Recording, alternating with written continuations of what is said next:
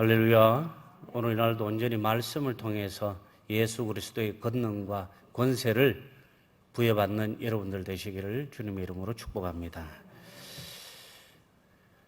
제가 올해로 사역 시작한 지가 딱 만 17년째 되는 날인데 찬양이 이렇게 힘들어 보긴 처음이네요. 살면서 노래 못한다 소리는 안 들어봤는데 사역하면서 찬양 못한다는 소리는 많이 들어본 것 같습니다.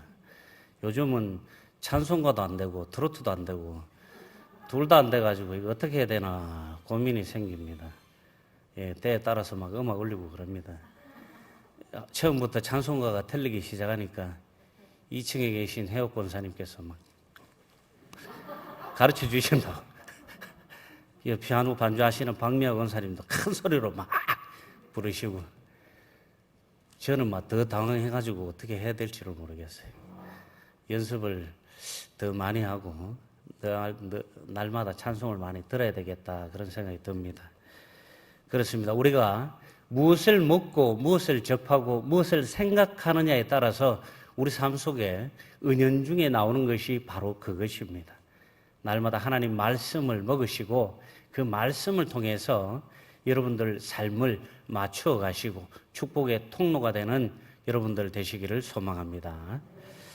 가버나움 해당의 가르침과 귀신 들린 자들을 해방시킨 일로 인해서 예수님은 갈릴리 전역에서 아주 유명해집니다.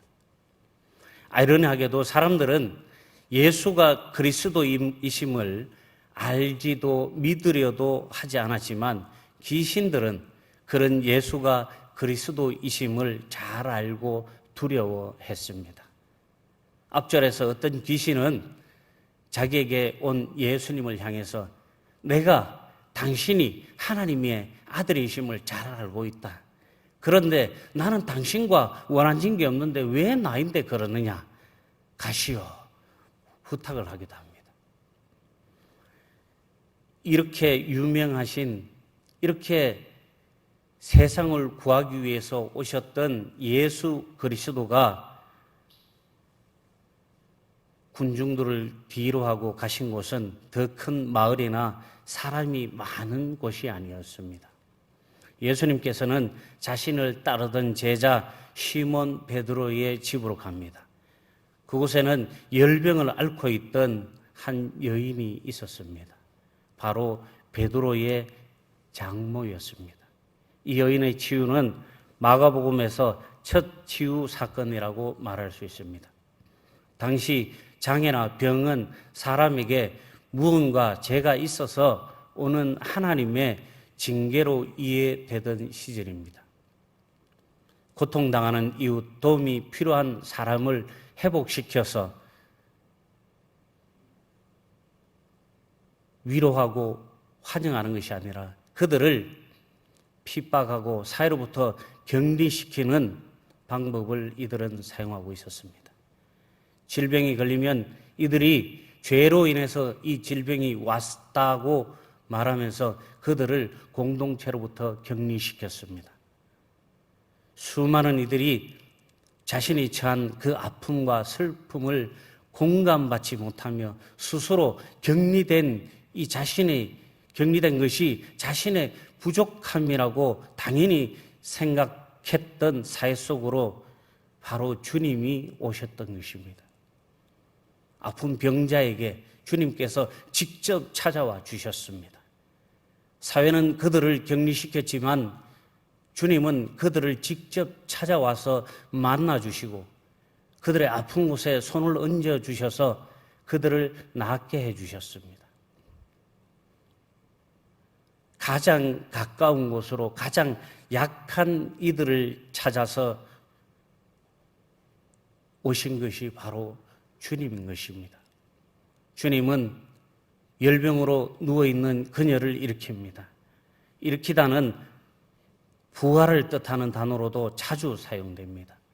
살아있으나 사회에서 격리되어 죽은 듯한 존재를 주님은 일으켜 세워주십니다. 하나님이신 주님이 인간이 되어 이방인과 섞여 살아갈 수밖에 없는 갈릴리 땅으로 오시고 그 중에서도 가장 약하고 손가락질 받던 이들을 만나신 것은 섬김과 사랑 그 자체인 것입니다. 예수님께서 섬김을 받으러 온 것이 아니라 예수님께서 우리를 섬겨주시고 우리를 사랑하시기 위해서 이 땅에 오셨고 그것을 몸소 보여주시고 계시는 것입니다. 주님은 자신과 제자들을 이렇게 정의합니다. 마가복음 10장 43절에서 45절 말씀에 너희 중에는 그렇지 않을지니 너희 중에 누구든지 크고자 하는 자는 너희를 섬기는 자가 되고 너희 중에 누구든지 으뜸이 되고자 하는 자는 모든 사람의 종이 되어야 하리라. 인자가 온 것은 섬김을 받으려 함이 아니라 도리어 섬기려 하고 자기 목숨을 많은 사람의 대속물로 주려 함이니라. 아멘. 이 여인은 살아있으나 고통받고 죽음이 임박한 자신에게 생명으로 오신 주님의 은혜를 경험하고 자신 역시 주님을 섬기게 됩니다. 금방 조금 전만 해도 열병으로 인해서 다 죽어가던 여인이었지만 예수님을 통해서 섬김을 받고 예수님을 통해서 나음을 받은 이 여인은 그 나음이 나체 사그릇 들기도 전에 예수님과 그의 일행들을 섬기기 시작하는 것입니다. 수많은 사람들이 환호나 기적들보다 이 섬김을 위해서 예수님께서 이 땅에 오셨습니다. 그런 주님께 수많은 사람들이 몰려듭니다. 어디에서도 환영받지 못하고 그들의 죄 때문에 너희들의 죄 때문에 그런 것이란 말로 사회로부터 격리되었던 소외된 그들이 주님께로 몰려옵니다. 이들에게 주님은 자신이 존재하고 이 세상에 인간의 육신으로 오신 이유를 분명히 하셨습니다. 그리고 홀로 계실 때 그 존재 이유를 잃지 않기 위해서 자신을 담금질하시기 위해서 기도하셨습니다. 훌륭한 복음, 명금은 어떻게 탄생하는지 여러분 아십니까? 수만 번의 망치질과 냉탕과 열탕을 왔다 갔다 해야만 그 어떤 것으로도 부러뜨리지 못하고 그 어떤 것으로도 쉽게 구부러지지 않는 최고의 명금이 된다고 합니다. 예수님께서는 성자의 하나님이셨지만 자기 자신을 더 연단하시기 위해서 날마다 기도하셨습니다. 주연절 5번째 주일입니다. 주님은 우리에게 이미 오셨습니다. 주님의 오심은 섬김이며 은혜 그 자체입니다. 과연 우리는 그 은혜를 온전히 받아 그것을 섬김으로 나누고 있는지 자기 자신을 점검해 보시기 바랍니다. 나의 필요가 아니라 하나님의 영광을 위해서 주님께 기도하고 있는지 그것을 생각하고 있는지 고민해 볼 수 있는 진정한 하나님의 사역자들 모두 되시기를 소망합니다.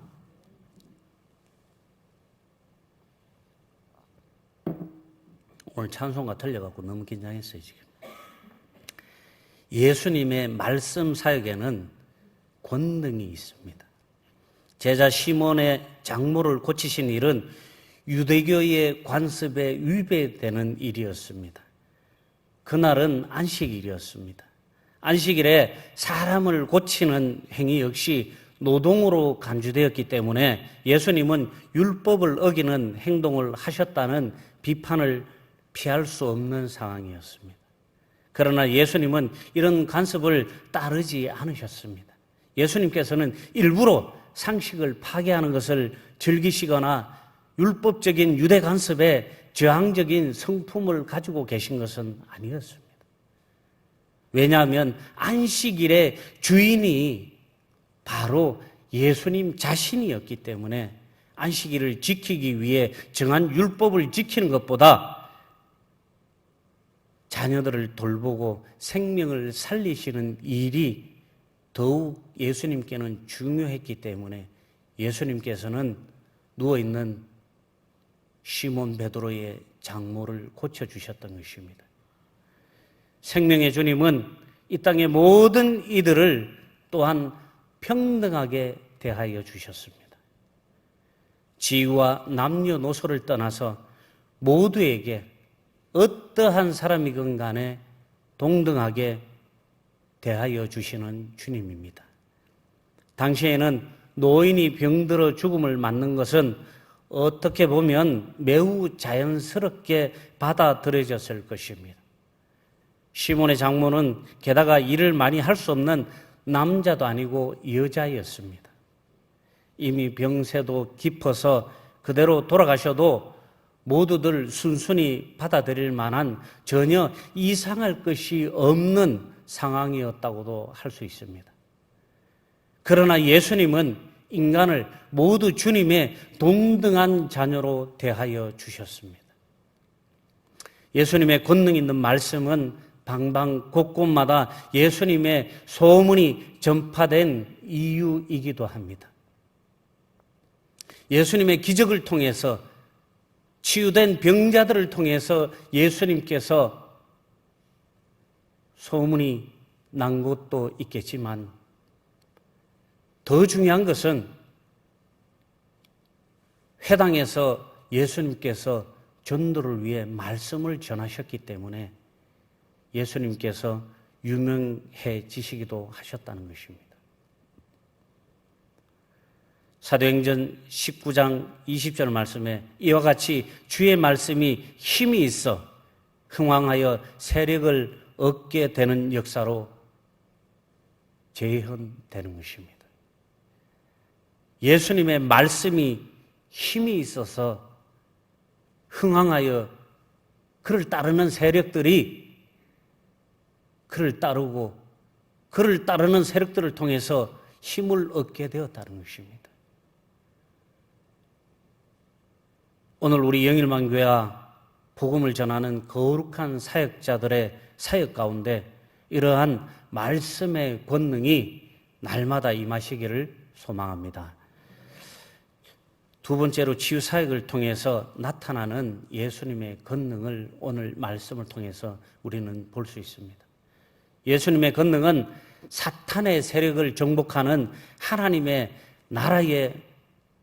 나라의 말씀으로 나타납니다. 그 권능의 증거는 첫째로 회당에서도 버젓이 할부하던 더러운 귀신이 두려워 떠는 것이었습니다. 귀신이 때와 장소를 가리지 않고 버젓이 할보를 하고 사람들을 힘들게 하고 있었습니다. 그러나 그런 귀신들도 예수님을 보자 두려워 떨었다는 것입니다. 그 두려움의 근원은 예수님이 기름 부음을 받은 하나님의 아들이심을 인정할 수밖에 없었기 때문입니다. 둘째로 예수님의 악한 영의 세력을 정복하는 우주적 권능은 귀신을 꾸짖어서 완전히 떠나게 하는 역사를 통해서 우리는 알 수 있습니다. 예수님께서 귀신에게 축사하시자 귀신은 떠나갔습니다. 그 어떤 퇴마 행위도 그 어떤 위협도 예수님은 가하지 않았습니다. 그냥 말씀으로 축사하시고 떠나가라고 할 때 귀신은 떠나갔던 것입니다. 이것이 말로 예수님께서 가지고 계신 권능인 것입니다. 예수님께서 이 권능이 있으셨기 때문에 귀신들이 예수님을 알아보고 예수님의 이 권능이 무서워서 귀신들이 떠나갔다는 것입니다. 예수님의 사역은 자기 백성을 마귀와 죄의 종로로 타는 굴레에서 자유하게 하는 것이었습니다. 그리고 예수 그리스도로 인해 쫓겨가는 귀신들은 하나같이 예수님에 대해서 예수님께서 하나님의 아들임을 고백을 합니다. 예수님은 사역을 하시는 것에 안식일에 구애받지 않으셨습니다. 시간과 장소와 때를 구분하지 않으셨습니다. 시몬의 장모가 고침을 받았을 뿐 아니라 그 즉시로 다른 사람을 섬기기까지 할 정도로 왕쾌가 되었다는 이 기적의 소문은 순식간에 온 인근 지역에 퍼졌을 것입니다. 그렇게 몰려온 사람들을 예수님은 조금도 귀찮아하거나 뿌리치지도 않으시고 오히려 예수님을 찾아온 이 사회적으로 소외되고 질병과 귀신 들림으로 고통받고 있는 그들을 예수님은 긍휼히 여겨주시고 그들의 삶을 괴롭게 하던 병을 고쳐주시고 귀신도 쫓아주셨습니다. 이런 예수님의 원동력은 그가 성자 하나님이시고 하나님의 구원의 역사적 사명이기도 했지만 바로 끊임없는 기도였습니다. 마가복음 1장 35절 오늘 본 말씀에 새벽 아직도 밝기 전에 예수께서 일어나 나가 한적한 곳으로 가사 거기서 기도하시더니 아멘. 한적한 곳으로 가사 거기서 기도하시더니 예수님의 권능의 원동력은 바로 기도입니다. 예수님을 믿고 사는 그리스도인들도 삶의 원동력이 바로 이 기도입니다. 기도는 호흡과도 같다고 했습니다.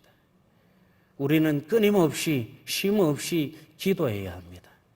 기도를 통해서 하나님과 교제하고 기도를 통해서 우리가 명금이 되기 위해서 끊임없이 나를 연단시켜야 하는 것입니다.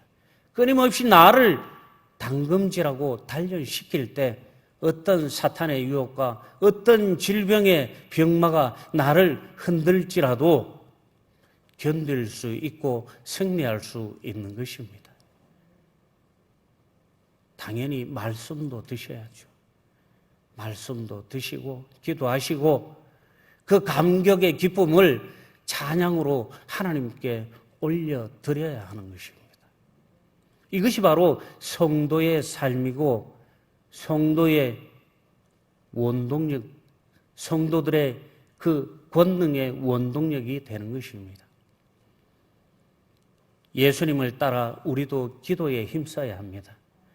혹시 어려울 때만 기도하거나 하나님과 완벽한 교류를 하심에도 불구하고 따로 시간과 장소를 구분해서 항상 기도하셨습니다.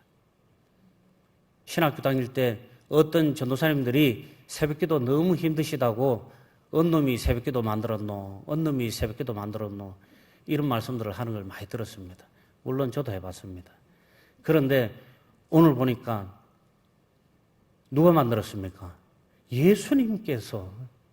예수님께서 우리를 위해서 하나님과 교제하기 위해서 우리의 권능을 받게 하기 위해서 우리를 단단하게 만들어 주시기 위해서 우리를 연단케 하시기 위해서 새벽에 기도하시더니 새벽에 한적한 곳으로 가서 기도하셨다는 것입니다. 사랑하는 성도 여러분, 기도에 힘쓰시기 바랍니다. 주위에 무엇이 없는 한적한 곳으로 일부러 기도에 집중하기 위해서 예수님께서는 찾아가셨습니다. 예수님도 이렇게 기도를 하셨는데 연약한 우리는 더욱 기도가 필요하며 우리들의 삶 속에서 시간과 장소를 구분해야 할 필요에 대해서 두말하면 잔소리인 것입니다. 하나님의 자녀들에게 너무나 당연한 것입니다. 다니엘서 6장 10절 말씀에 다니엘이 이 조서에 왕의 도장이 찍힌 것을 알고도 자기 집에 돌아가서는 윗방에 올라가 예루살렘으로 향한 창문을 열고 전에 하던 대로 하루 3번씩 무릎을 꿇고 기도하며 그의 하나님께 감사하였더라. 아멘. 다니엘도 바벨론의 포로로 잡혀가 절망적인 삶 속에서도 하나님께서 주신 지혜와 총명함에 이 바벨론의 총리가 되어서 왕의 총애를 받았습니다. 총리가 3명이 있었는데 외국인이었던 이 다니엘이 총리로서 왕에게 총애를 받자 다른 총리들이 이 다니엘을 시기해서 다니엘을 죽이려고 모략을 꾸밉니다. 그래서 왕에게 조서를 내려서 절대로 30일 동안 누구든지 왕 외에 어떤 신이나 사람에게 무엇을 구하면 사자굴에 던져 넣기로 왕에게 고했습니다. 왕은 이 총리들의 말에 거역할 수가 없어서 그것을 조서로 내려서 온 나라에 공표를 했습니다. 이제 다니엘은 이스라엘 향해서 창문을 열고 전과 같이 예배를 드리면은 사자굴에 들어가서 죽어야만 되는 상황에 처해진 것입니다. 여러분들 같으면 어떻게 했어요? 예배 드리기만 하면 코로나보다 더 무서운 사자굴에 던져져서 갈기갈기 씹혀서 찢어 먹힌다는 거예요. 얼마나 고통스럽게 죽겠어요. 코로나는 아무것도 아니에요. 그럼에도 불구하고 다니엘은 뜻을 정하여 고국 이스라엘을 향해 창문을 열고 하루에 3번씩, 한 번도 아니고 눈치 봐서 어쩌다 한 번 하는 게 아니라 뜻을 정하여서 정해진 시간에 딱 맞추어서 하루에 3번 계속 기도했다는 것입니다. 그런 다니엘의 삶을 하나님께서 항상 동행하여 주시고 지켜주셨습니다. 약하고 연약한 우리의 삶을 기도를 통해 주님과 교제함으로 하늘의 신령함을 채우시고 그것을 통해 성령 충만함으로 예수님을 닮고 예수 그리스도의 십자가의 멍에를 짊어짐으로 예수 그리스도의 권능을 부여받으시고 연약한 우리의 삶을 권능의 삶으로 바꾸는 여러분들 되시기를 주님의 이름으로 축복합니다. 요일서 3장 8절 말씀에 죄를 짓는 자는 마귀에게 속하나니 마귀는 처음부터 범죄함이라. 하나님의 아들이 나타나신 것은 마귀의 일을 멸하러 하심이라. 아멘. 우리가 주님을 온전히 믿고 나아갈 때 우리의 사역 가운데도 모든 더러운 마귀를 정복하는 권능과 권세가 임하시기를 주 예수 그리스도 이름으로 축원합니다. 마지막으로 하나님의 나라와 의를 위해서 예수님께서는 권능을 사용하셨고 하나님 나라와 그 의를 위해서 이 땅에 오셨다고 분명하게 오늘 본문 말씀에 말씀하고 계십니다.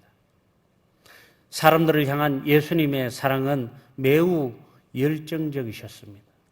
적극적으로 다가갔고 적극적으로 만나주셨고 신분 고하를 막론하고 누구든지 찾아오는 자를 거부하지 않으셨습니다.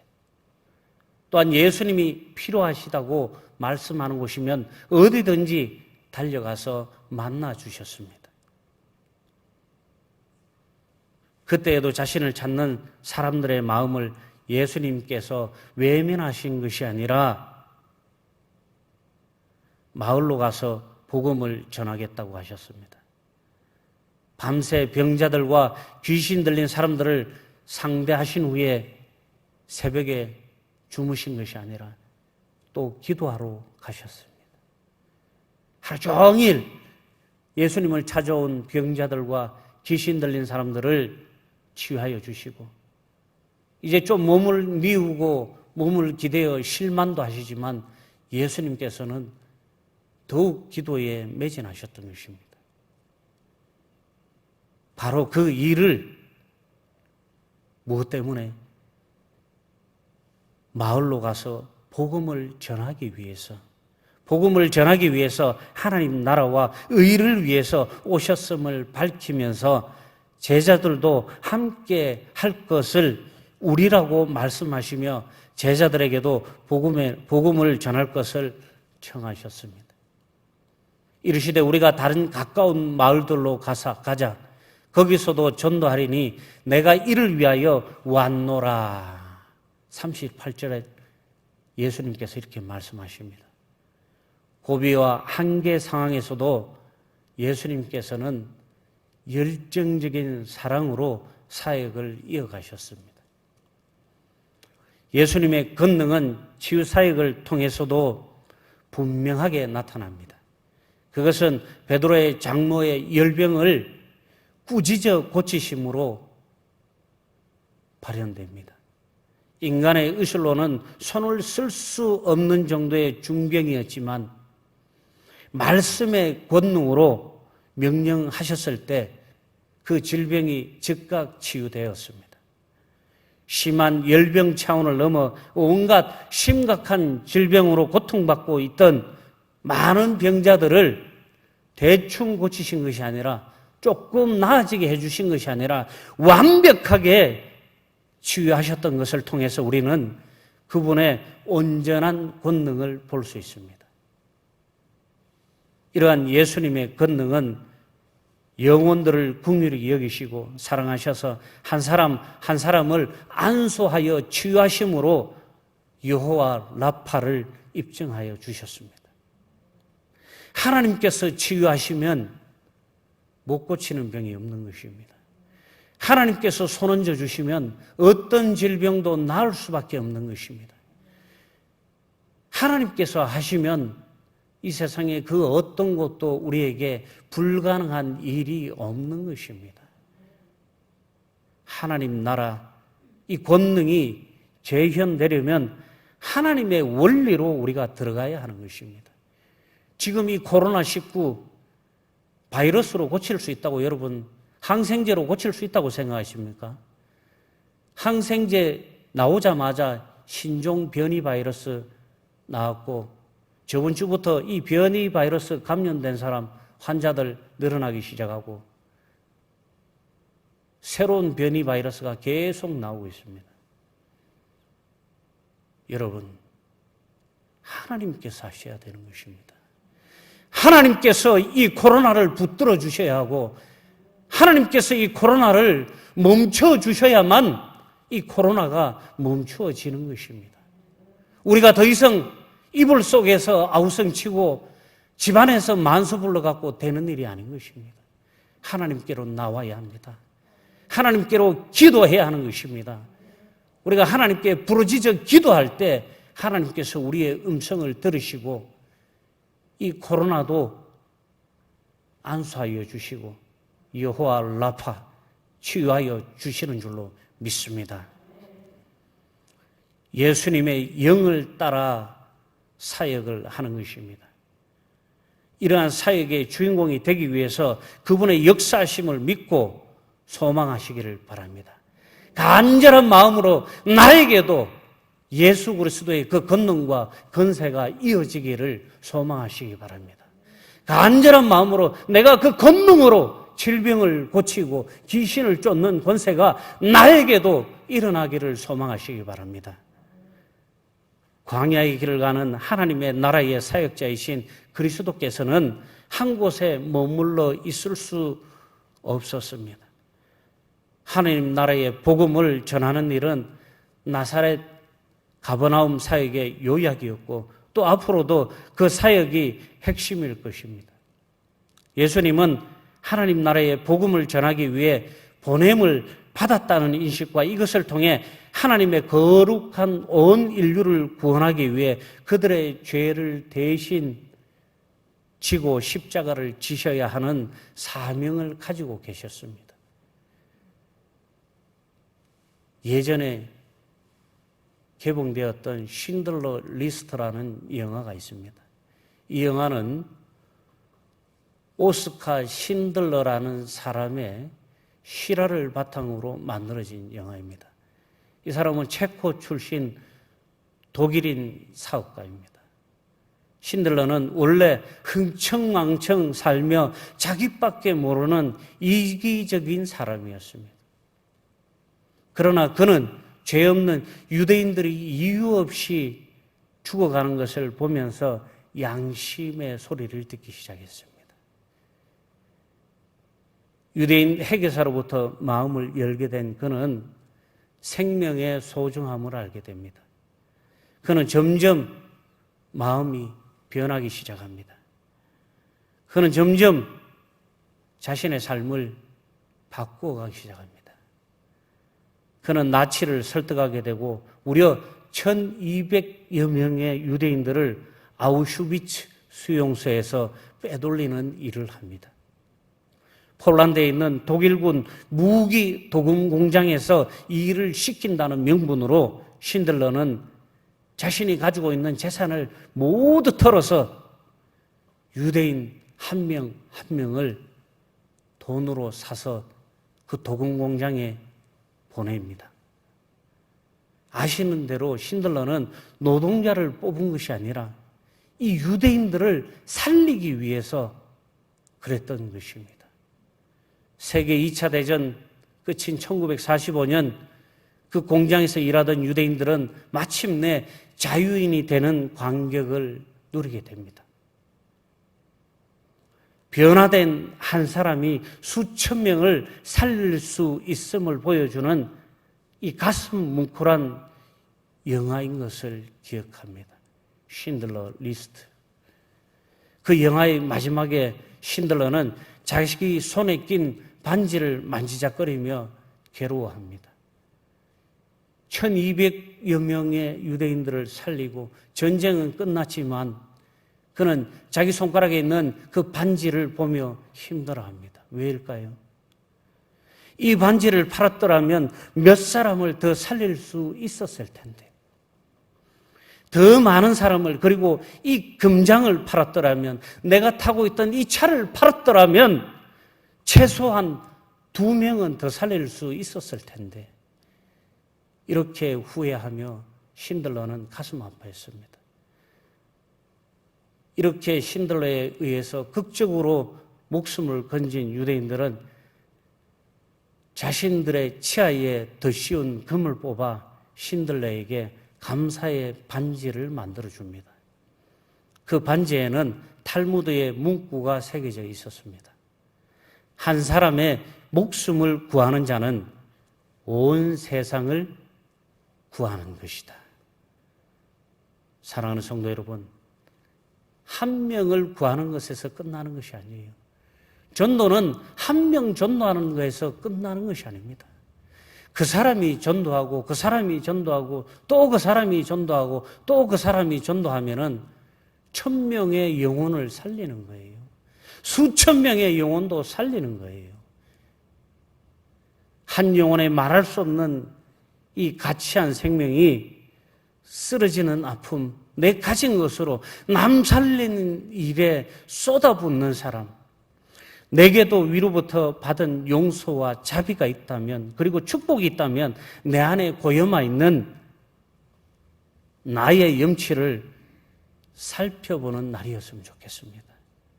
아직도 내 안에 이런 염치가 있는지, 이런 양심이 있는지, 이런 따뜻한 사랑이 남아있는지 다시 한번 되짚어보는 여러분들 되시기를 소망합니다. 신들러의 무덤이 어디 있는 줄 아십니까? 바로 예루살렘에 있습니다. 예루살렘 시온산 남쪽 흰놈의 골짜기 기슭에 이 신들러의 무덤이 있습니다.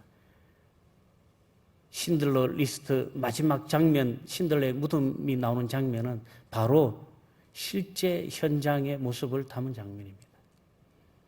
이제 말씀을 마무리하겠습니다. 일반적인 사람이라면 의욕을 가지고 어떤 일을 착수했을 때 그것을 지속하기가 쉽지 않습니다. 힘들고 지치고 시험 들어서 상대방의 불충과 배신, 또 진심이 통하지 않는 그런 상황이 마주칠 때 자연스럽게 힘이 빠지고 포기하게 되는 것을 경험합니다. 우리는 주저앉아 버리거나 방황하기 마련인데 예수님은 이럴 때 기도하러 나가셨습니다. 오히려 힘들 때 더 깊이 기도하셨습니다. 무능하고 약한 사람들만 기도하는 것이 아닙니다. 예수님께서는 모든 것이 가능한 하나님이심에도 불구하고 기도하셨습니다. 사랑하는 성도 여러분, 기도는 약한 사람이 하는 것이 아니라 하나님의 자녀는 당연히 해야 하는 것입니다. 하나님의 권능을 받기 위해서, 하나님의 그 권세를 내가 누리기 위해서 당연히 해야 하는 것입니다. 예수께서 이 땅에 오신 이유와 사명을 잘 감당하시기 위해서 예수님께서 끊임없이 기도하셨습니다. 누구든지 항상 하나님과의 관계를 잘 유지하기 위해서는 기도가 필수입니다. 영적으로 세임을 얻으신 이후 예수님은 다시 제자들과 함께 사역을 이어가셨습니다. 때로는 환자를 치유하고 때로는 귀신을 내쫓고 또 그 발길이 옮겨지는 곳마다 회당에서 말씀을 전하시며 전도하셨다는 것입니다. 하나님 나라와 의를 구하기 위해서 육신의 생명만 구한 것이 아니라 영혼의 생명도 예수님께서 치유하여 주시고 구하여 주셨다는 것입니다. 다른 마을로 가서 그곳에서 자신의 손길을 기다리는 사람들을 만나러 가자고 먼저 제안하십니다. 그리고 바로 그 일, 전도를 위해서 세상에 오셨음을 분명하게 알려주십니다. 예수님이 이 땅에 오신 이유는 사람들에게 복음을 전하기 위함이었습니다. 바로 그 일로 말미암아 소진되고 탈진하는 것이 아니라 바로 그 일로 말미암아 예수님께서는 세임을 받으셨습니다. 예수님의 사역의 비결은 하늘로부터 받은 말씀을 통한 권능과 예수님의 우리를 향한 사랑의 힘입니다. 그런즉 믿음, 소망, 사랑 이 세 가지는 항상 있을 것인데 그 중에 제일은 사랑이라. 고린도전서 13장 13절 말씀입니다. 항상 예수 그리스도를 통해 받은 권능과 권세로 사탄과 코로나19도 이기시고 그리스도의 복음으로 거룩한 생명을 살리는 사랑하는 우리 영일만교회 성도 모두 되시기를 주님의 이름으로 축원합니다.